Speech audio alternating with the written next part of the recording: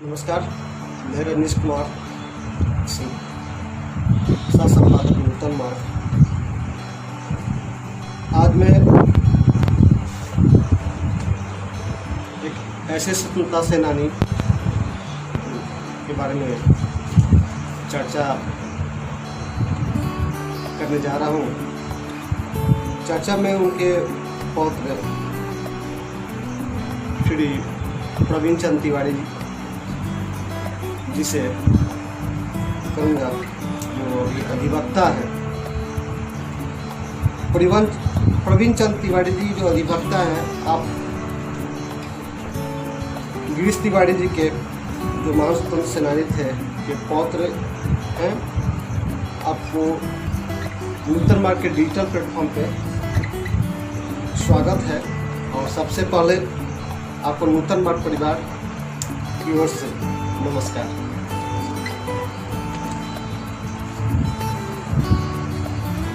Sir,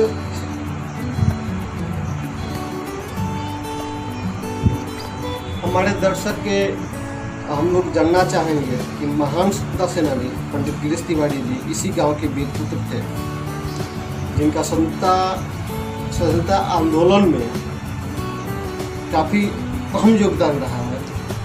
उनके योगदान के बारे में चर्चा करेंगे। मुझे जैसा कि मालूम है कि उनका जन्म 6 मार्च 1899 को हुआ। वे मैट्रिक की परीक्षा जिला स्कूल छपरा से किए। छपरा से करने के बाद वे इलाहाबाद चले गए और इलाहाबाद मोतीलाल नेहरू जी के आनंद भवन में रहने लगे और वहीं से इंटर में एडमिशन लिए। वहीं रहने के दरमियान ये मोतीलाल नेहरू और जवाहरलाल नेहरू से उनकी मित्रता हो गई। उसके बाद ये वहाँ से पढ़ाई छोड़ करके ये स्वतंत्रता आंदोलन में कूद गए और 1930 में चूँकि संपर्क उनका इलाहाबाद से ही सारे लोगों से हो चुका था, उसी दरमियान उन्होंने वल्लभ भाई पटेल और नेहरू जी वगैरह में सब लोगों को आमंत्रित किया और 1930 में बरेजा के पश्चिम तरफ जहाँ पोखरा मंदिर था, वहाँ उन्होंने नमक बनवाया। उस समय सरदार वल्लभ भाई पटेल, जवाहरलाल नेहरू, इंदिरा जी जो उसमें 9-10 साल के थी, वो आई थी, विनोबा भावे थे। उस लगभग उस समय के जितने भी बड़े बड़े नेता थे सभी लोग आए थे और यहाँ नूनी मिट्टी से उसको इकट्ठा करके यहाँ नमक बना था। नमक बनने के बाद उन्होंने 1942 के आंदोलन में भी बहुत बड़ी योगदान दिए थे, जिसके चलते उन्हें अंग्रेजों के द्वारा देखते ही गोली मार देने का आदेश हुआ था। उसी दरमियान उनका जो पुश्तैनी घर था उसको अंग्रेजों ने आग के हवाले कर दिया। सारा घर जल कर भस्म हो गया। घर वाले जितने थे तो पड़ोसी गांव में या अनाथ पे कहीं छिप गए थे। उसके बाद जब आज़ादी मिलने को हुई 47 में तो गांधी जी के आह्वान पर वो आए, हाजिर हुए और जेल में गए। जेल के बाद जब आम चुनाव हुआ 52 में, तो 52 से लेकर के 67 तक वो मांझी विधानसभा के विधायक रहे और बिहार सरकार में मंत्री भी रहे। उसके बाद उनको पुनः टिकट दिया गया, लेकिन वे मुझे जनता के द्वारा उन्हें एक बार चुनाव में पराजय का मुंह देखना पड़ा। उसके बाद उन्होंने कहा कि मैं अब सन्यासी लूँगा और मेरे लायक चुनाव नहीं है। उसके बाद अपना जीवन समाज सेवा में बिताते रहे और ये 7 अप्रैल 1980 को उनका देहावसान हुआ। सर, एक चीज़, पंडित गिरीश तिवारी जी कांग्रेस कब ज्वाइन किए, इसके बारे में आपको? कांग्रेस तो जब वो मैट्रिक करने के बाद जब इलाहाबाद गए, तो इलाहाबाद से उनका पुराना संबंध है कि उनके जो पिताजी थे पंडित गिरीश तिवारी जी के पिताजी स्वर्गीय भुवनेश्वर तिवारी जी, तो भुवनेश्वर तिवारी जी अधिकांशतः मुकदमे के सिलसिले में वो इलाहाबाद जाया करते थे और उनका संपर्क मोतीलाल नेहरू जी से था। तो उसी बातचीत में उन्होंने कहा कि मेरा भी एक बेटा है, वो मैट्रिक कर रहा है, तो ठीक है उसको भी भेज दो जाइए। तो मोतीलाल जी के कहने पर ही उनके पिताजी ने इनको भेज दिया। उसी समय कांग्रेस में लग गए। इलाहाबाद से ही उन्हीं लोगों को संपर्क में आए और उन्हीं लोगों के संपर्क से कांग्रेसी में आजीवन मरने के समय तक कांग्रेस में ही रह गए। गांधी जी यहाँ पे बड़ेजा कब वो एक्चुअली सही समय तो नहीं मालूम है, लेकिन एक बार वो सिवान से छपरा जा रहे थे 1930 के बाद 30 और 42 के बीच में, तो उसी दरमियान एक बार बरेजा होते हुए भी गए छपरा। और छपरा में दो तीन बार जब वहाँ ठहरे हुए हैं डॉक्टर सैयद महमूद साहब के यहाँ, तो डॉक्टर सैयद महमूद और पंडित तिवारी दोस्त थे, तो जब भी वहाँ ठहरते थे गांधी जी, तो उनके सेवा का जिम्मेवारी पंडित तिवारी के जिम्मे ही रहती थी छपरा में। तो सारण जिला कांग्रेस कमेटी के कार्यालय और पंडित गिरीश तिवारी जी के संबंध के विषय में ये अब मैं बता रहा हूँ कि अभी मेरे पास डॉक्यूमेंट भी उसका जेरोक्स कॉपी होगा। डॉक्टर सैयद महमूद ने 1 बीघा जमीन पंडित गिरीश तिवारी को बैनामा दिया कि तुम्हारा कहीं घर द्वार है नहीं छपरा में, तुम अपना घर बनाओ। तो उस 1 बीघे में उन्होंने 10 कट्ठा जमीन में श्रीनंदन लाइब्रेरी एक हॉल बनवाया। तो उनके मित्र से श्रीनंदन बाबू जो जिला परिषद का अध्यक्ष भी हुआ करते थे, तो उनकी मृत्यु के बाद वो हॉल उन्होंने श्रीनंदन लाइब्रेरी के नाम पर दे दिया, जो आज भी श्रीनंदन लाइब्रेरी के नाम पर है। लेकिन पहली जमीन वो पंडित तिवारी को मिला था और उन्होंने श्रीनंदन लाइब्रेरी, और जो रेट जो जमीन बचा 10 कट्ठा वो उन्होंने कांग्रेस भवन के नाम पर दे दिया। तो आधा ज़मीन कांग्रेस भवन को दे दिया और आधा ज़मीन, और आज की हाल है, पहले तो कुछ वर्षों तक मरने के बाद भी उनकी एक फ़ोटो श्रीनंदन लाइब्रेरी में और एक कांग्रेस भवन में हुआ करती थी, लेकिन बाद में लोगों ने शायद उसको उचित नहीं समझा और दोनों से वहाँ से फ़ोटो भी लोगों ने हटा दिया। मैंने कई बार डीएम के यहाँ आवेदन भी दिया कि चूँकि उन्हीं के द्वारा दिया गया श्रीनंदन लाइब्रेरी का ज़मीन है, कम से कम एक तस्वीर तो लगवा दीजिए, लेकिन पिटीशन का कोई प्रभाव नहीं पड़ा। पूर्व प्रधानमंत्री श्रीमती इंदिरा गांधी पंडित जी को आदरणीय मानती थी, किसी ऐसी घटना का उल्लेख कीजिए। इंदिरा गांधी एक बात मैं तो उसमें नहीं गया था, लेकिन मेरे गांव के बहुत लोग गए हुए हैं, आज भी लोग विद्यमान हैं। 74 का इलेक्शन था और श्रीमती गांधी छपरा में आई हुई थी और गिरीश तिवारी पीछे बहुत पीछे खड़े थे।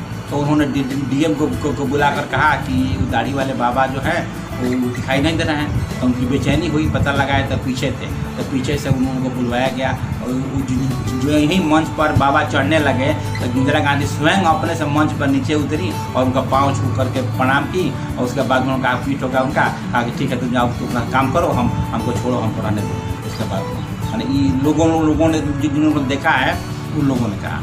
और उसके बाद इंदिरा जी के साथ उनका फ़ोटो भी है, जब वो वहाँ गए थे, दिल्ली गए थे, तो दिल्ली उनका इंदिरा जी के साथ फोटो भी है। नमक सत्याग्रह के अग्रणी योद्धा पंडित गिरीश तिवारी क्रियाकलापों की संक्षिप्त चर्चा। नमक सत्याग्रह में तो उन्होंने इस गांव के लगभग शायद कोई घर होगा जिस घर का एक आदमी उसमें सहयोग नहीं दिया होगा।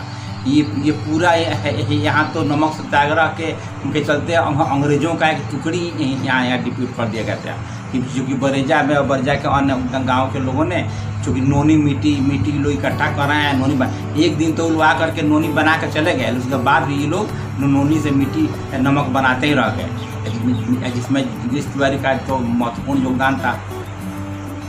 अच्छा, नमक सत्याग्रह काल में जिन नेताओं का यहाँ पर आगमन हुआ था बरेजा की धरती पे, उनके बारे में कुछ चर्चा?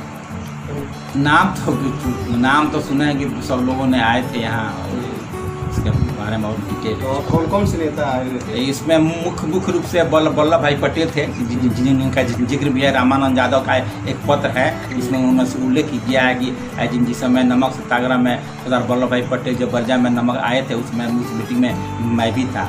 उसके अलावा जवाहरलाल नेहरू थे, विनोबा भावे थे, इंदिरा गांधी छोटी थी, उस समय के जो गोविंद वल्लभ पंत थे, और इन्होंने पढ़ने के बहुत सारे लोग आए थे।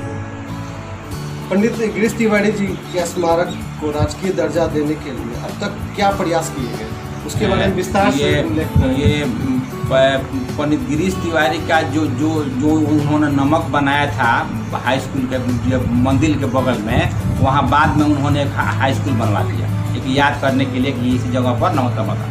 तो ग्रामीणों के सहयोग से 2002 में वहाँ एक उनका मूर्ति बना, स्मारक बना। उस स्मारक का जिस दिन अनावरण हुआ था, उसी दिन महाचंद्र सिंह और रविंदर मिश्र और उन लोग सभी लोग आए हुए थे। उसी मंच से ही ये हुआ कि हम लोगों ने मूर्ति तो बना दिया, लेकिन इसका देख रेख इसका ऐसी कौन करेगा, इसलिए इस स्कूल का नाम अगर पंडित गिरीश तिवारी उच्च विद्यालय कर दिया जाए तो वो लोग स्कूल वाले लोग कम से कम जयंती इनका मनाएंगे और राजकीय समारोह हो जाएगा तो और बढ़िया रहेगा। इसलिए राजकीय समारोह और 6 मार्च को राजकीय समारोह और स्कूल का नाम पंडित तिवारी। इस शुरुआत में उसी दिन मांग हुआ, उसका एक ज्ञापन DM के माध्यम से भेजा गया। उसके बाद जो और नेक्स्ट जो उसका जो प्रोग्रेस हुआ 2010 में अपने प्रवास यात्रा के दौरान माननीय मुख्यमंत्री नीतीश कुमार जी एकमा आए थे, तो उनसे मिल करके सिग्रीवाल के माध्यम से सिग्रीवाल जी के माध्यम से उनको ज्ञापन दिया गया कि उनका राजकीय समारोह किया जाए और स्कूल का नाम किया जाए।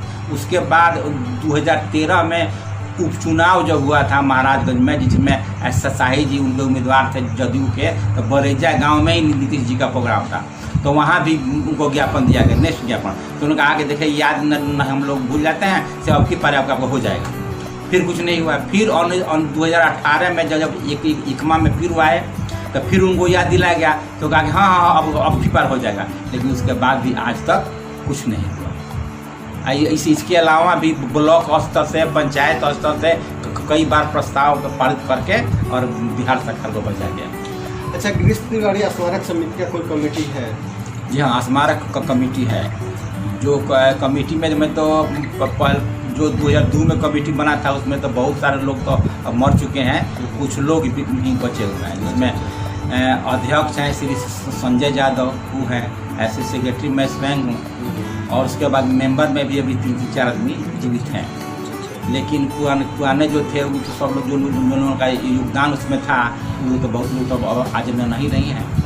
लेकिन इसमें प्रयास हम लोग करते हैं, जयंती मनाते हैं 6 मार्च को, हम अपना कचहरी छोड़ करके प्रयास करके जयंती मनाते हैं। और जिस दिन किसी कारणवश किसी साल हम जयंती नहीं मना पाते हैं, जयंती तो नहीं मनता है, ऐसा ही छूट जाता है।